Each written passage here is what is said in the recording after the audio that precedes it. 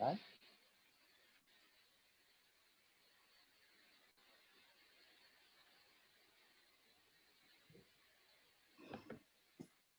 Okay, we'll just give it a couple more minutes to see if we get some more people to log in, and then we can get going. We'll also be sharing this, Ravi, on our YouTube page. Okay. So we'll have it available there, and we'll be sharing it with all of the people. We'll be sharing the link with everyone who did log in, well, who did sign up. And as usual, for whatever reasons, they may not actually be attending. Alrighty.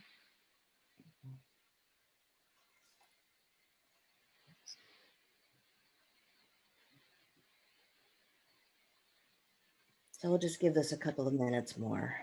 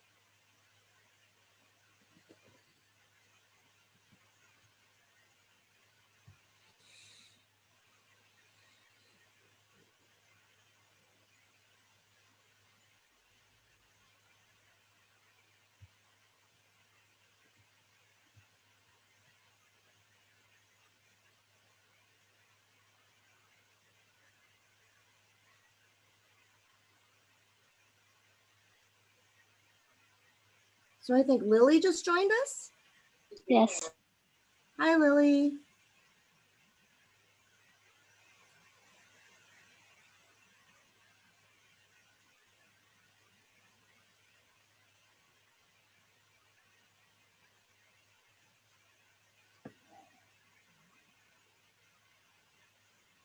So Lily, how did you hear about our event?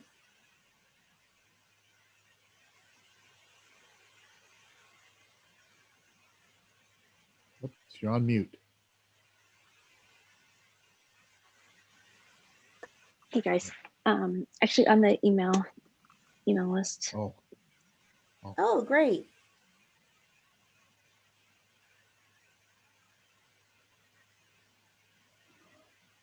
Well, let's go ahead and get started. It's about 4 minutes after. If other people join in, they'll just come in and join us whenever. So welcome to our event today. NAAAP San Jose, we have a very active wellness program. And one of the things that we wanted to make sure that we were able to provide for people was this opportunity to actually, breathe deep, get away from the election craziness for a little while. But for those of you who aren't aware of NAAAP San Jose, we're actually part of a national organization, started about 40 years ago in New York City. We have chapters in major cities all over the United States, in Canada and Vancouver, and we started a chapter not too long ago in Xiamen, China. What's unique about NAAAP is that we're pan-Asian, pan-professional, meaning that we're not just a Taiwanese organization or Japanese organization or Filipino organization.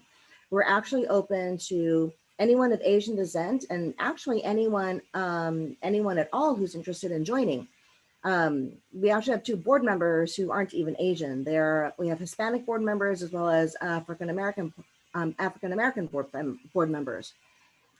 We consider ourselves pan-professional because we're not we're not just lawyers or doctors or engineers or STEM professionals. We have members who span anywhere from education to private industry to entrepreneurship to name the career field. We probably have members in it.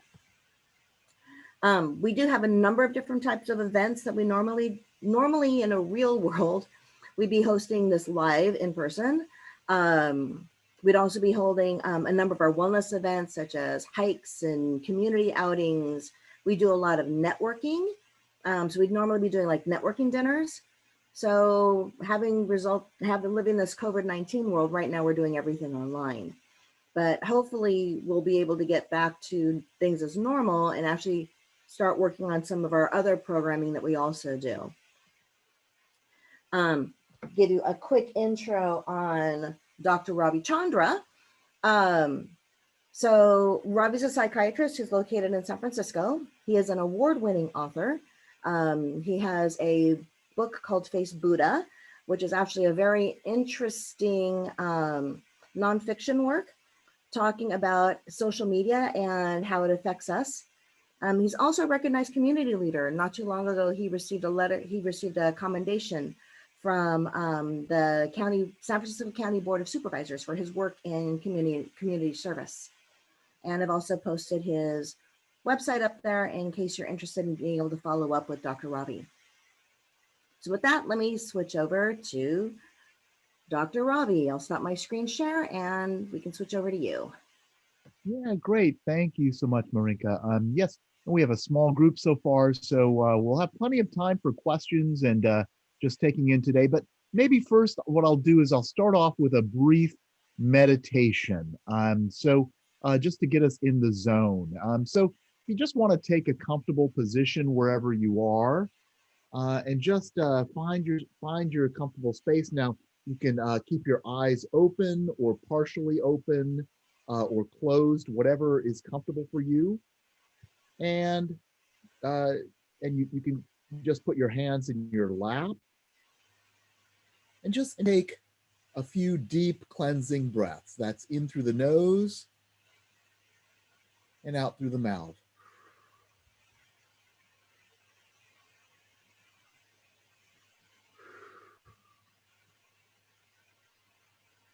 Take another one of those deep breaths. And as you exhale, just let all the tension of the day just leave your body. And just settle into a natural breathing rhythm.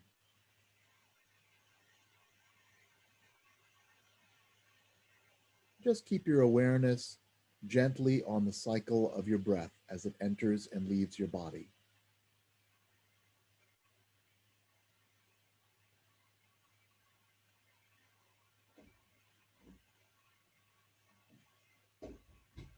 And it's normal for thoughts to come up.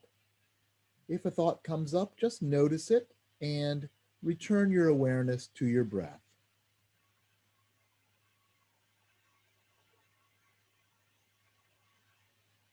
And again, with each out breath, just try to let go of any tension or anxiety you have.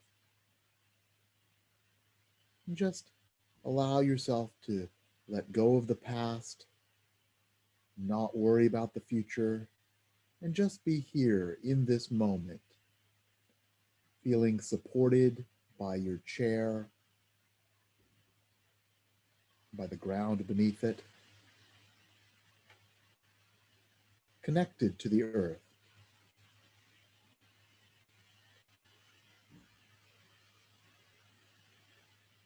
And if you want, you can put a hand or two over your heart just to feel that warm touch, that soothing touch you can provide yourself, just to remind yourself that you've got your back, that you're here for you.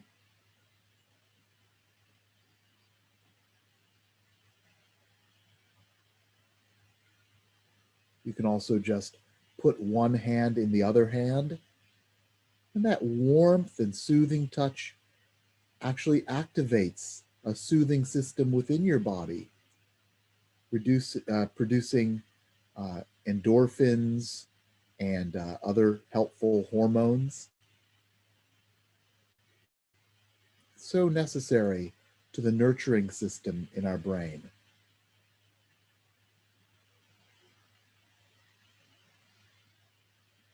If you like, you can even give yourself a hug, holding both of your shoulders, just embracing yourself here in this moment.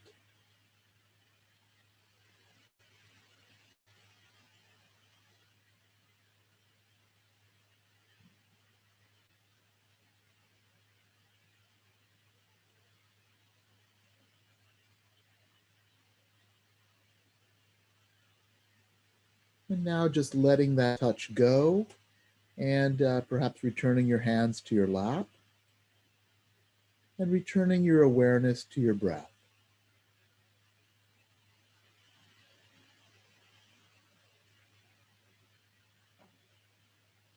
And noticing that on the in-breath, the air is cool, and on the out-breath, it's warmed by your body.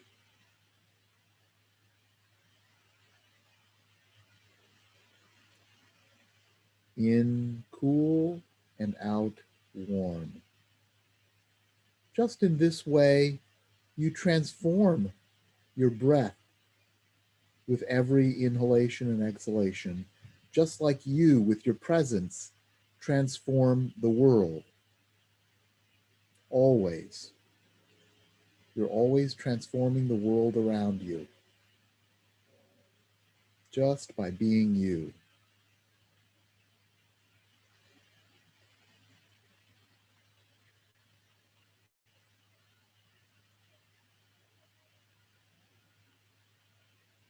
And if you're noticing any distress, if you could just label it, if it's an emotion, tension, anxiety.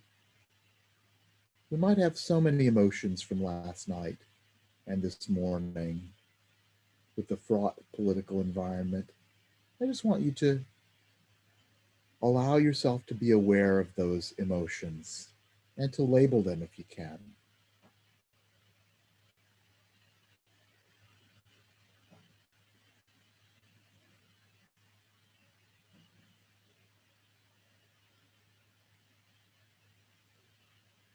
And just allow the breath to flow around those emotions.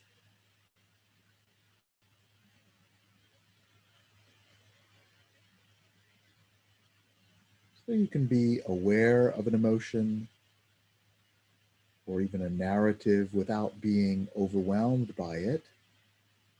It's just there. You don't have to believe your thoughts. You can be aware of them. You don't have to be your emotions. You can be with your emotions with compassion and tenderness.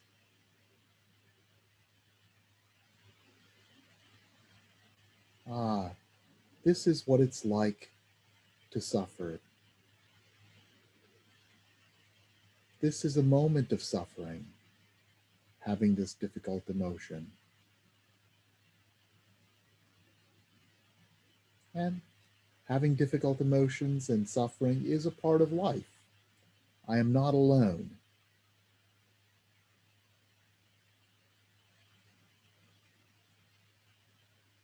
And finally, say to yourself, in this moment of suffering, may I at least be kind to myself.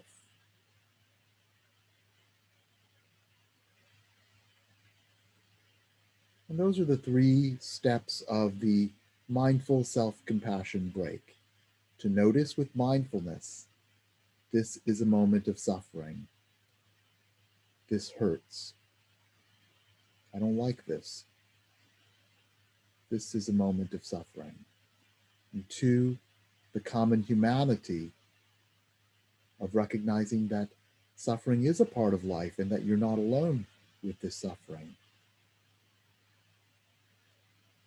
And finally, the third step is self-kindness. In this moment of suffering, may I at least be kind to myself.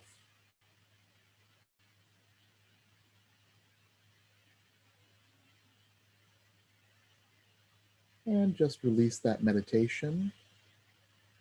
And you can just return your awareness to your breath.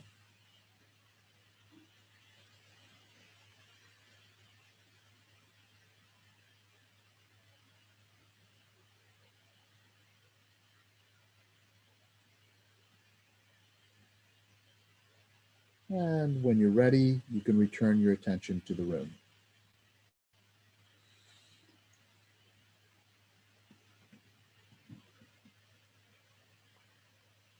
Okay, thank you all for that. And yeah, so these were some elements of mindful self-compassion, the mindful self-compassion break, and also soothing touch.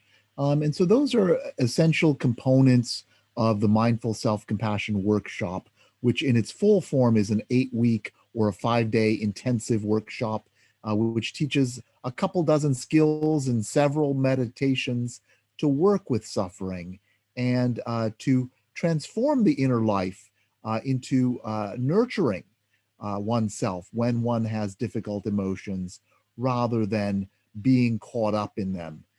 So we'll talk about that more today. So I am going to share my screen and run through a little presentation.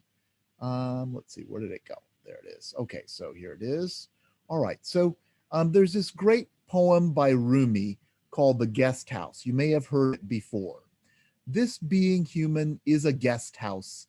Every morning, a new arrival, a joy, a depression, a meanness, some momentary awareness comes as an unexpected visitor. Welcome and entertain them all, even if they're a crowd of sorrows who violently sweep your house empty of its furniture. Still treat each guest honorably. He may be clearing you for some new delight.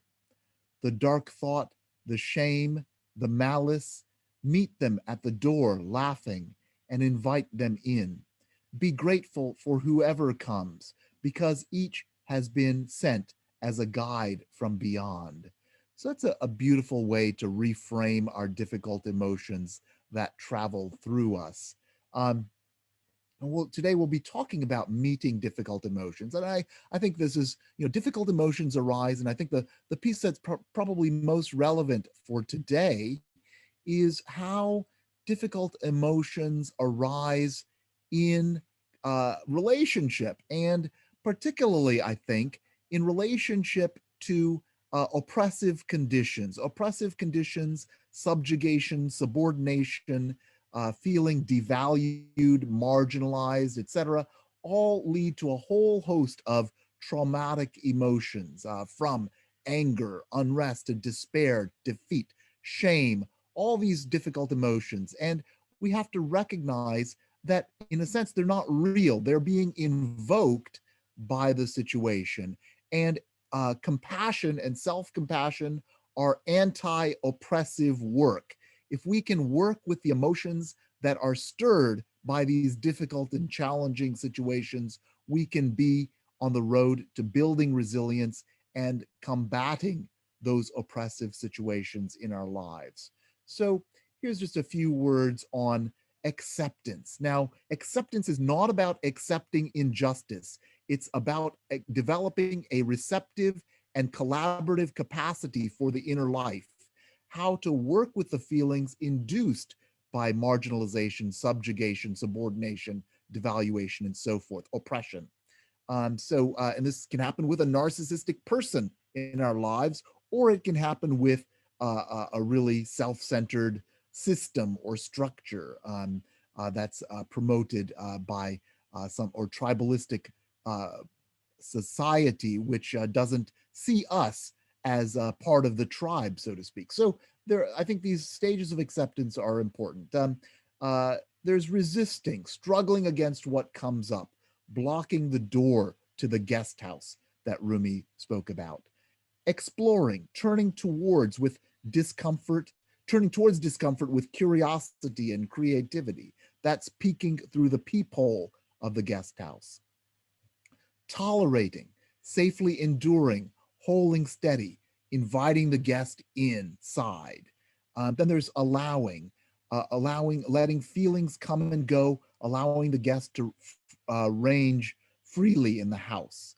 And finally, befriending, seeing the value or silver lining in all experience, perhaps uncovering an unmet need that can be met with self-compassion, really understanding ourselves and the difficult emotion and what stirred it much better, having insight, listening to the guest to see what they have to say. Um, and so there are ways of working with difficult emotions, and the self-compassion course has a lot more ways, but these are some. First, labeling. This is a mindfulness exercise of if you can really label and understand this emotion, you can tame it. So that helps. And actually, there's research that shows when we do label an emotion, it actually deactivates the amygdala, which sends out the survival, threat, fear, the fight or flight responses, and also activates hormonal responses, etc. So we can actually decrease our stress level and become more centered if we can just put a tag on it, label what this emotion is. Finding emotions in your body, the emotion as a sensation, where the emotion is felt most strongly. Feel it and you can heal it. And then finally, there's an exercise called soften, soothe, allow. And that's caring and comforting ourselves when we have difficult emotions. It involves physical, emotional, and mental self-compassion. And that's softening around the area that physically softening around the area that we feel the emotion, soothing that area emotionally with our self-compassion skills, and allowing and accepting that emotion to be as it is, not try to change it right away, but put warmth and spaciousness around it. And that changes the quality of our experience with the difficulty. And it's all about relating to the emotion, not directly alleviating them. The new relationship often does help us feel better, though. So let me just stop the share. And I just, kind of want to talk about my own experience and then open it up perhaps, and we can have a discussion for the rest of the session. But yeah, I mean, I think probably like many of us here on the call today, if not all of us, the last 5 years have been particularly difficult. The election in 2016 really, made me feel kind of conquered in a way, like like my country had, I'd lost my country in a sense, because everything that I valued, even though it wasn't perfectly held, seemed subordinated. A sense of compassion and caring and inclusion. It was like suddenly an abusive family member had taken over the family. And Mr. Trump actually is an abused child who has grown up to perpetuate abuse. So there's no wonder that many of us felt abused by the way he carried out his office. This is not talking about policy. This is just talking about personality, really, and how we feel in relation to that kind of bullying, I would say. So I had to double down on compassion, take the mindful self-compassion course, another compassion workshop, compassion cultivation training, become a teacher in both of those modalities, and continue to grow. And I've taught about narcissism in the American psyche at the American Psychiatric Association. So it's really, I call it our global teach-in on narcissism. It's like it helps to be able to identify what's happening, what kind of emotions are generated in people who are somehow partnered with the narcissistic and even sociopathic oppressive person. And so I've been sitting with that and active in other ways, but in terms of my writing and the elections, but yeah, I think the last few days have been particularly intense, and for me, yesterday I just sat with just such heaviness and dread, and just not knowing what would this state of uncertainty. I said, in San Francisco, fog is my co-pilot, right? I mean, it's like this uncertainty. We don't know what's going to happen. It's really, it's really terrifying. And of course, in 2016, we were all shocked. So it's like, oh my God, is this going to happen again? It's that post-traumatic stress, really, emotional stress. This morning, I woke up feeling very disappointed, like, oh, my country didn't totally validate my humanity, my as a person of color, the people I care about, the things I care about. It did not validate even reason and compassion as basic principles, not fully. I mean, it looks like things are trending positively and will get a good result at the presidential level, knock wood.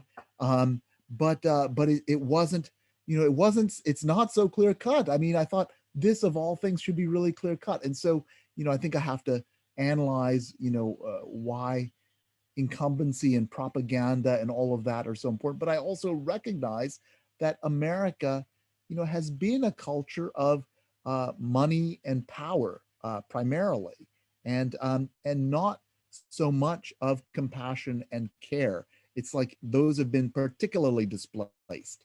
And, I think once I was able to, in meditation, connect with loving kindness, compassion, and care, I felt myself again. I didn't feel so much under the thumb of an oppressive force. And so, compassion and loving kindness, these practices that connect us to our basic humanity, based on the fact that we are all vulnerable, we all go through suffering, and we all need each other. No one can self-regulate their emotions, as is obvious.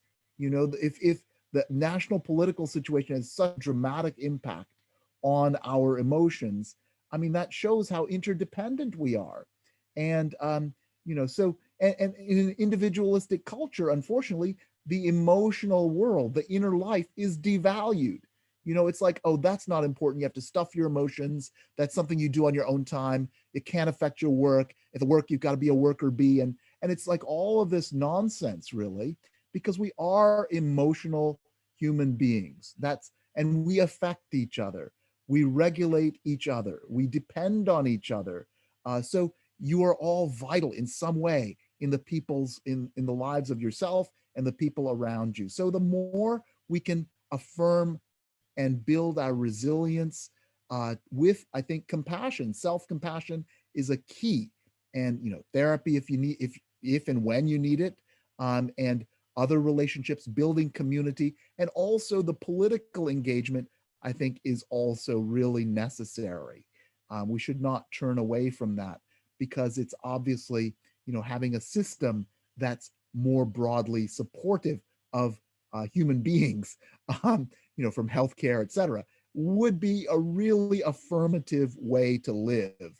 Um, so from my perspective, I mean, I just don't see, the power motive, the individualistic, competitive, antagonistic way of life as really, a way of surviving and changing and growing. So that's kind of my shtick, is my perspective on the situation, is just to affirm ourselves, affirm our identities and who we are to each other.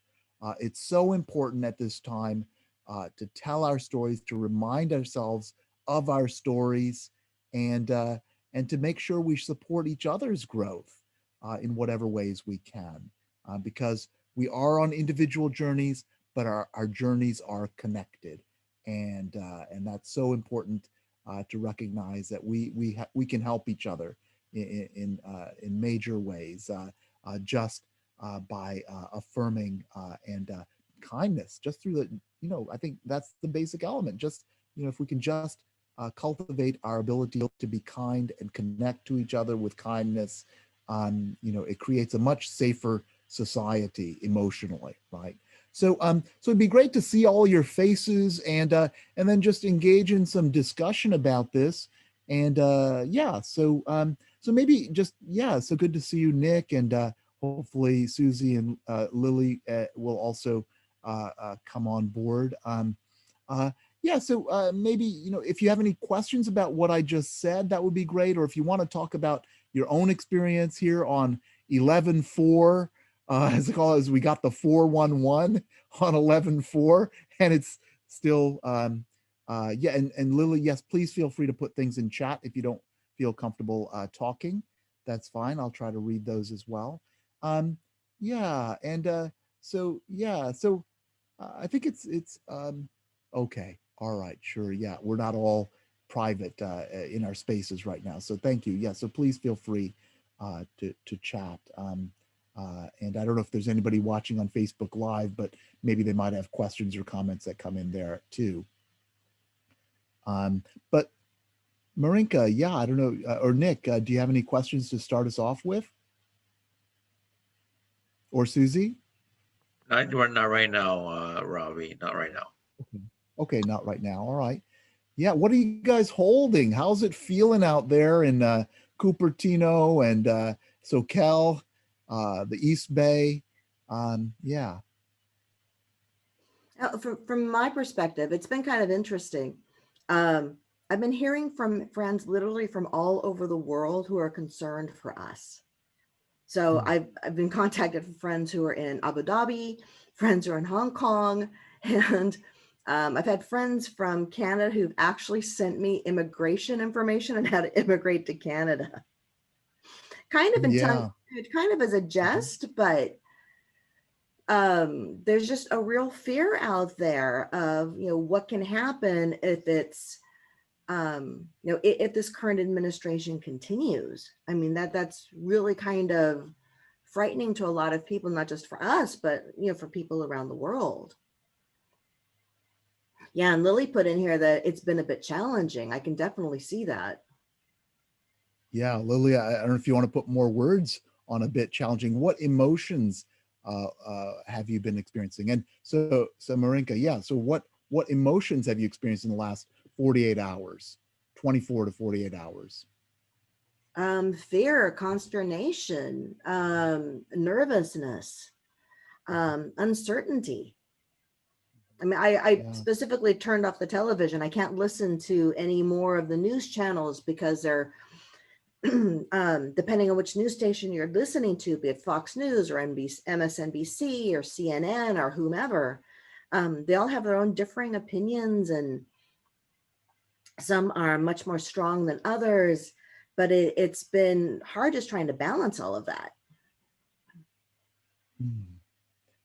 Yeah, yeah. So, yeah, fear, uncertainty. I mean, this is, I think this election is like the perfect example, actually, of how uncertain life is, right? I mean, and this is just a profound change, and my heart goes to people who have suffered collapse of their countries, right, or have become refugees and really have had no idea how they're going to live.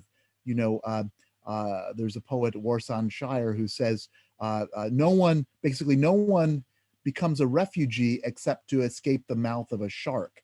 And that's what it feels like. It's like this terrible, survival threat by having someone who's such an extreme, well, I think racist. I think the evidence is pretty strong, racist and misogynist, and just really just does not care about supporting life, but just aggrandizing himself. It's just that is a survival threat. So of course we're going to feel fear, fight, flight, freeze. I mean, those are the survival emotions.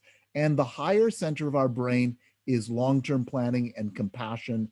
And that's harder to access. But that's why I think the self-compassion is so important, to like defuse those fear responses and hold them with tenderness, like, oh, yeah, it's, life is suffering. This is difficult. I'm not alone with this. May I at least be kind to myself? And this just, picks us up and builds our resilience. I think because we ultimately we want, I think, a culture, a society that's more compassionate to marginalized people, where the power motive isn't the predominant motive, and it's not about getting power over somebody, but lifting everybody. And that's what's so distressing right now. Um, and there was a question in the chat. Yeah, both people, a couple of comments in the chat of knowing people who voted differently, and how alienating that is, and that's certainly, and we don't want to think negatively of our friends who voted differently. But I think this is the other thing. Self-compassion allows us to maintain a space of curiosity and trying to understand, and at least honoring our common humanity. Like, okay, you have a different opinion, but your opinion doesn't equal your whole humanity. And I think that's what the propaganda effort, especially on the other side, I think, pushed people into this fear zone. Like, people who voted like me or who look like me and us are somehow, we're, because we want healthcare, we're socialists. I mean, this crazy, crazy, propaganda, which, is just not true, And so I think from my perspective, it seems like they forget that we're not a threat and they need health care too. So it's like, how are we going to fix this problem? This basic problem. And COVID, my God, it's like killed 240,000 people. We need to change that. But it's like there's this intense propaganda effort to minimize and dismiss, and oh, the doctors are lying about the cases. I mean, all these lies, right?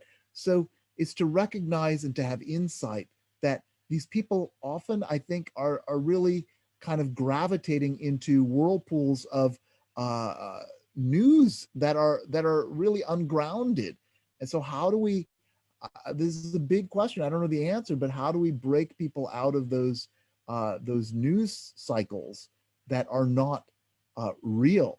And this is the thing, I think, in this COVID time, I think what's been most grounding for me is being grounded in the present moment, and also remembering my connection with other human beings and nature, right?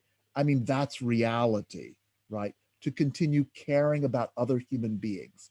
And I think that some people kind of can lose that connection. It can be easy to go off with your opinion and forget you're talking about other human beings, right? And that's cult propaganda does that. It's like everyone who doesn't believe like me is an outsider, must be feared, must be marginalized, must be scapegoated. I mean, so that's all going on. I think also, people become fearful of us. We get, the scapegoating and mudslinging is a very powerful way of maintaining power, and we haven't broken out of that. Not enough people are aware how they're being manipulated by the media. And maybe at the base of it, there's some like concern for small government and all of this, but we're not talking about those issues anymore. And not to get too much into policy, but government spending has ballooned under Republican presidents, so they're not the party of small government anymore. So I mean, it's like it doesn't make sense. So how do we get back to a shared consensual reality? I mean, I think, and I think it's about remembering that we're all human, and finding ways not to say that we're simply going to overpower the other side, but connect to me. Yeah. Yeah. Yeah. So I see a comment. That was the argument provided me today. You mean the small government argument? Was that you mean that to justify support? Oh yeah, to support Trump. Yeah, it's so weird. It's like, oh yeah. I mean, I wish we could have a policy discussion. That's a reasonable policy discussion to have. Taxes, small government, support for businesses. I mean, those are all things, right? But we're way past that. I mean, this, to me, this guy is like an existential threat to principles of democracy. So, yeah, yeah. I mean, What's Romney disheartening would have been though? great alternative now, right? But Yeah. yeah, But with Robbie, what's been so disheartening is that there are so many people who, for lack of a better way of put it, have drunk the Kool-Aid. right, Despite the facts, the figures, the data that you try to show some of these people, they are so far into it that all they can see are the QAnon conspiracy theories and the Breitbart articles. Um, I, I had a back and forth with someone online who was insisting on this one certain viewpoint that's been very popular among the QAnon folks. And I just asked, I really want to understand your perspective. Can you help me? Show me some of the articles that actually have some of that data and information, not just the stories and the hearsay, but some actual hard evidence. So I can help me understand. And the comment I got back was, I don't need data. I have my gut feeling. Well, okay, gut feelings aside, that's not exactly right. actionable. Right. Right. The reasoning, is not great, particularly when you're taking in, these YouTube videos. And, I think human beings, unfortunately, are susceptible, particularly in an era of mistrust, when relationships have broken down, um, people get mistrustful. And so I think part of this is, I mean, to how to restore trust in a consensual reality. It's like it's I don't know. I mean, it seems psychotic. I mean, everything, and it's been called a mass psychosis, really. And my perspective as a psychiatrist is self-centeredness is a delusion. And when you have somebody very powerful, who's very self-centered, who's very bullish about his beliefs, it's distorting and it's gaslighting, and people get detached from reality. So we've been dealing with this self-centered delusion, which highlights kind of other self-centered delusions in society, and then of course, as I said before, American culture has been built around money and power. People vote their 401ks often. And so, if the economy is doing okay, then it's hard to unseat an incumbent. So, I mean, that's just, it's just historically been true. Um, so, there's, yeah, but I wish people, when we raise red flags about someone's character and competency, it would pay off, but it's interesting, and I don't know why all these people can give Donald Trump a buy, on his So So a personality. lot of what I've heard from a number of folks, and it's happened to me as well, is people that I highly respect, people who have been really good friends, are on the Trump bandwagon, and to the point where I haven't necessarily had to unfriend anyone, but I've definitely unfollowed people just because I can't listen to their nonsense. I can't see it online, and they refuse to listen to any kind of reason, but they're still friends. But the relationships now are broken or are in need of healing. So how would you suggest trying to repair those relationships and trying to move forward from this really difficult situation? Yeah, I don't see it happening online. I feel like, typing text into a little box just doesn't do it. I can't do it. I get some crazy comments on my author page. I mean, it's just, it's just out of, I mean, just some weird space that's so disconnected from reality. Um, and I think it can happen face to face. So we've got to, I don't know, find some ways to connect with these people. But I hope, that, if, I just hope that reality uh, will make its way, and I think I'm just so depending really that Biden will win Michigan and Pennsylvania as well and become the next president. And then we'll deal with reality, and he'll have his work cut out for him. But I think we have to deal with the real economic, the disease situation, and then people will grow trustful again. And it's like, then I think it's like, I feel like there has to be a whole education about propaganda and dehumanization and how these are so dangerous to democracy and to our well-being. I just feel like, this is like, it's gone off the rails. I mean, I wish they could just like, bring back the fairness doctrine and, really clamp down on the media abuses that have been propagated. I mean, and, do a better job with social media and YouTube and all of this, because, I think I'm a great believer in free speech, but the challenge is, all of these can really destroy our ability to have freedom of mind. You want informed opinions grounded in reality, but Socrates warned about the dangers of rhetoric to destroy democracy 2,500 years ago. So, I mean, this is what's happening right now. I mean, one of the things that I Yeah. learned when I was in school studying journalism, it's like journalism 101 was the importance of ethics and truth. And one of the very first things you learned about was yellow journalism earlier in the 19th century, where newspapers were notorious for writing, ridiculously just writing stories with no purpose other than to sell newspapers.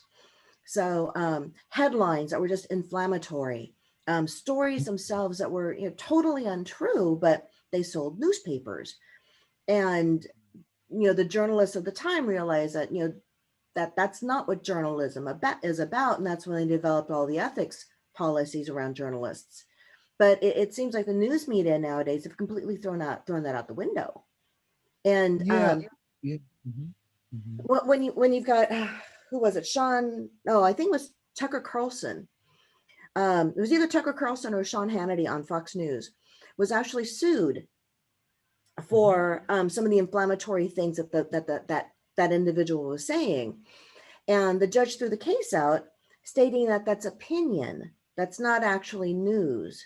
So those television shows that they have on Fox News aren't news at all; they're opinion pieces. And so, as under the First Amendment, they can say what they want as an opinion. Unfortunately, too many people take that as fact and run with it. Yeah. Well, I think there's I've written a lot about uh, propaganda in my Psychology Today blog articles and my blogs at Eastwind Ezine. Um, there's a great book called The Cult of Trump by Stephen Hassan, which I recommend. Just there's good touch and bad touch, as we know. There's healthy influence and destructive influence.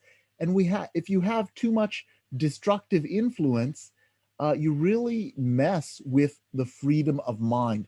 Our freedom of choice is really being impaired by being bombarded with these kinds of devices, propaganda, etc., totally ungrounded in reality, and of course, big money and so forth. But I think underneath it, what we have is a population that, of course, I think there's a lot of demographic change, there's technological change, there's climate change. So I think there's on a deep level, people know that we're under threat as a country. This is there. And then they reach for reasons why. It's always about, if I'm not happy, if I'm worried, let me blame somebody, right? I mean, that's the first go-to. It must be somebody else's fault because it's not my fault. I have to be good, so someone else has to be bad. So, Donald Trump says it's the Democrats. They're bad. They're trying to destroy the country. I mean, so it's like to channel that distress into blame and scapegoating. That's the most primitive level of dealing with emotional distress. If you only had leaders who said, yeah, we get it. You're worried about your jobs, you're worried about your health care, you're worried about government being too big. We understand that. How can we support your humanity and your individuality while also living in community. That's what you can't have a country without living in community in some way, right? I mean, we're all dependent on a system of laws and everything. I mean, so we need that. So how to really, speak to those underlying levels of dissatisfaction and also defuse the nonsense that stokes up those fears and dissatisfaction, which are really, I mean, they're paranoid, psychotic, ungrounded. I mean, I just, some of them are just so out of the ballpark. I mean, you can't even understand them logically, right? I mean, so, and the QAnon thing was invented by a pig farmer in the Philippines, a white man who's a pig farmer in the Philippines, to I think what I was told is that he was trying to get hits on his pornography site. So he invented the QAnon conspiracy in order to stir these clicks. I mean, this is how crazy this is. I mean, it's just, as a psychiatrist, I mean, it's like, I mean, we really need a lot of, heavy duty psychoanalysis rather than just thinking about how we can win elections, because we got to understand and diffuse that underlying mistrust and what gets people unstuck from consensual reality. I mean, by addressing, I think if people get their real needs met, we all have needs. We have to, have basic needs met. I think, maybe there'd be more trust in the country too. So, So as a takeaway then, what would you suggest for us and how to deal with the fear and anxiety, not just with the election, but with the aftermath that it's probably going to be happening until January 20th. And if the current administration continues beyond that for the next 4 years? Well, as I said, self-care and self-compassion are anti-oppressive work. So learn some skills.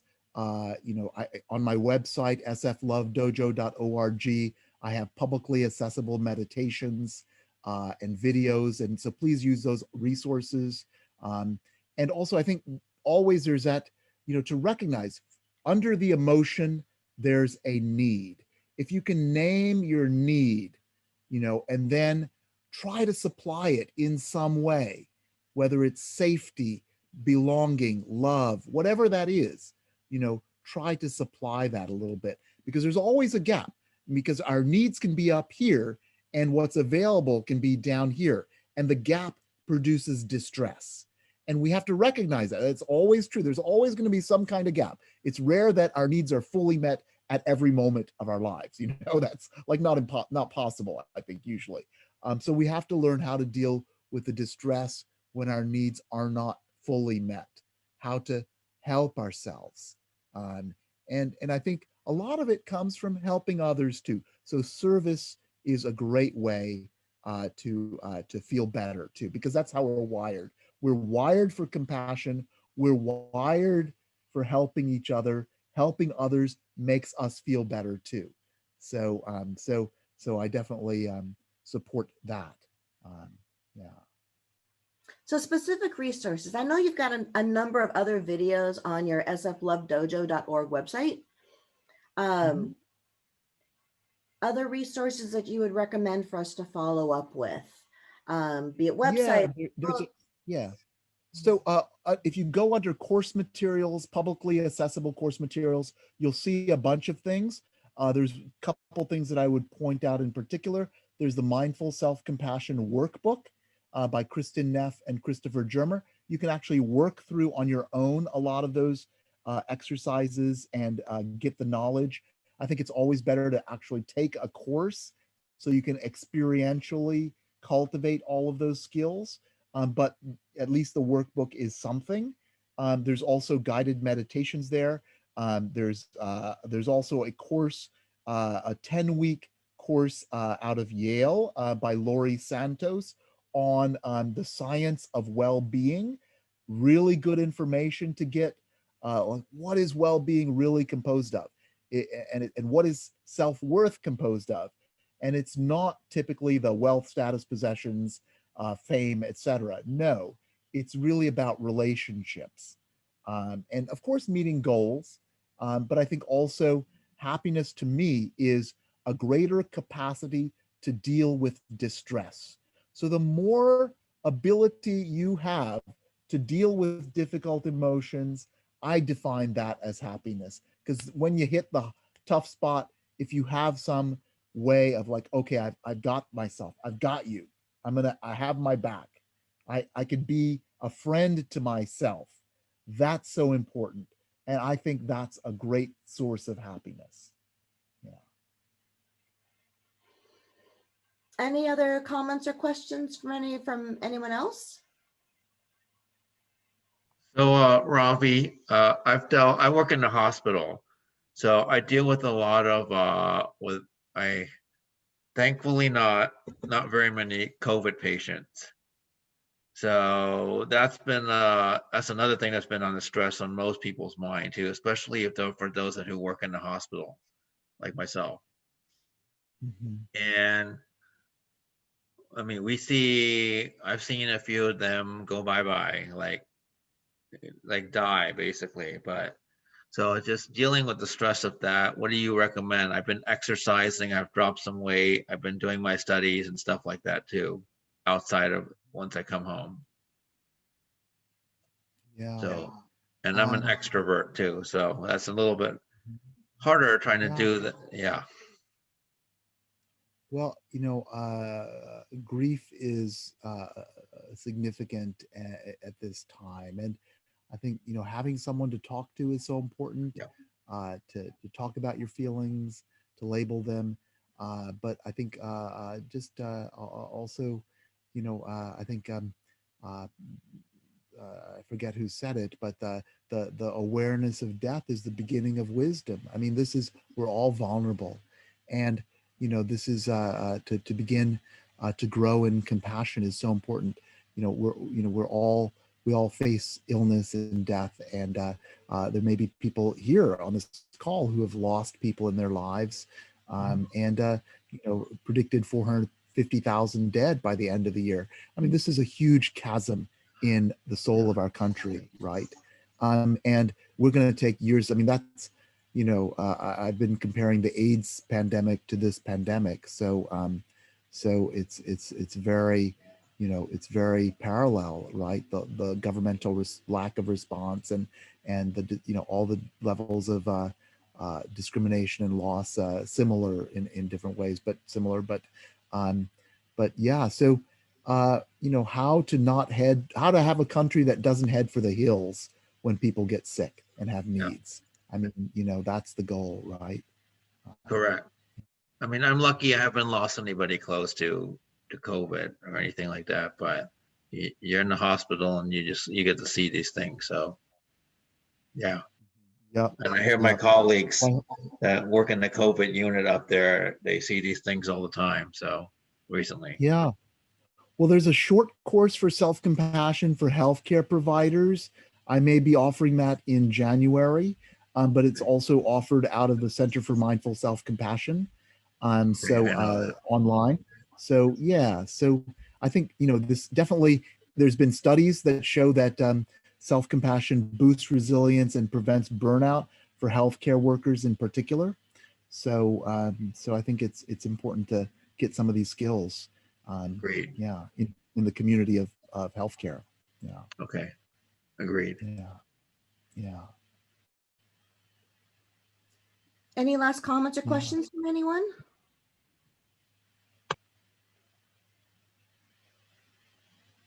All right. Then with that, I really want to thank Dr. Robbie for being with us. NAAAP San Jose does have one more event coming up this year. Let me share it with you real quick. I can get this to go. There it is. How to optimize your LinkedIn profile. Since we are living in a virtual world and your virtual presence has become more and more important, NAAAP San Jose and NAAAP Los Angeles have both teamed up with Braindom to present this particular presentation. That's going to happen on Thursday, November 19. We'll do kind of like this. We'll have a little bit of informal networking before the workshop actually starts to give people time to get logged in. Workshop itself is from 11:10 to 11 to 12:15. And then we did some optional networking last time, like some speed networking. That was actually a lot of fun after our last event. So the information is there. It's also on our Facebook and on our website if you'd like to join us for this. Again, it's a free event. Right now we're doing all of our events for free because we're all online. But if you have any questions, you can always contact us. And with that, once again, really want to thank Dr. Ravi for his time. He, as an author and a writer and a practicing psychiatrist, his time is very valuable. So we really appreciate him giving up his time today to join us. We will be having this recording available on our NAAAP YouTube page as well as on Facebook. And we'll have a link to it on our website as well. And everyone who was registered for this workshop will actually send a link to it as well with some more information. So with that, again, Dr. Robbie, thank you so much. Thank you for those of you who joined us today. Thank you for creating the space, Marinka. And with that, everyone, please take to heart what Dr. Ravi said. Take care of yourselves, especially in these difficult times. And we hope you'll be able to join us for a future event. Thank you so much, everyone. Bye.